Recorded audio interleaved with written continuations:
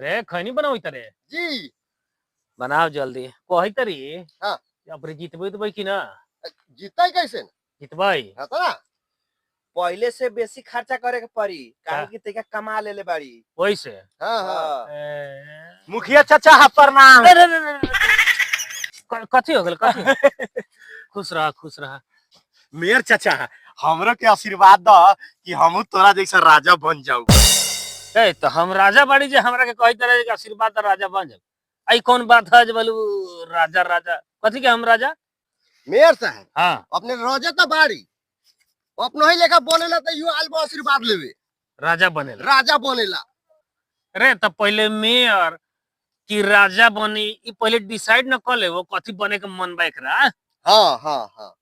अपने राजा से कम थोड़े बाड़ी। हम तोरा केने से राजा लोग के तरियल रे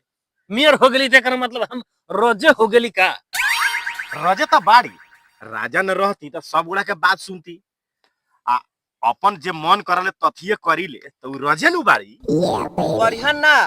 मेयर साहब के जे मन करी से ही करिहन। कौन जरूरी बा कोनो से पूछला के? मेयर साहब के दिमाग नहीं से कोनो से जाई पूछे। शुरू के साल विकास होके तो सब योजना के अनुसार विकास होके ठीक बा लेकिन सब कुछ आजकल होटले में कर लेवे नी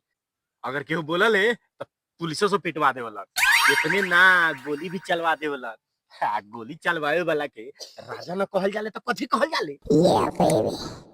अब तोरा जथी कहे के हौ नु कह ले अब तो बुझाई दे कि हम जैसन माने चलै तारी वैसने हमर उपाय होई आ रजगदियो नु हमनी के छिनाए वाला हौ ये सोच के रात के नींद न पड़ल बउओ इतने दिन में तो लूट के देश के खोखला बना देला लोग अब डेराइला से काम चली वैसे तो कही तारी कि अपने के अब चांस नहीं के हमरा के आशीर्वाद दे दू आ हमरा के मेयर बना दू तब केंती मुखिया चा कही तारी अब हमरा के जिताव ठीक बा। बुझाई दे हमरा घर में आदमी ना है तोरा के आशीर्वाद दे दियो पहनाओ चश्मा अब कहलिए अभी हमारा अपने बउआ तैयार बा ओकरा के तू साल लड़े दही जीते दही ओकरा बाद तू कही तोरे पलाता आज जो आशीर्वाद हो दू साल हम बउआ के कार्यकाल बीती ओकरा बाद तोरा ला सोचल जा आशीर्वाद हो गेलो जा दे दा, जा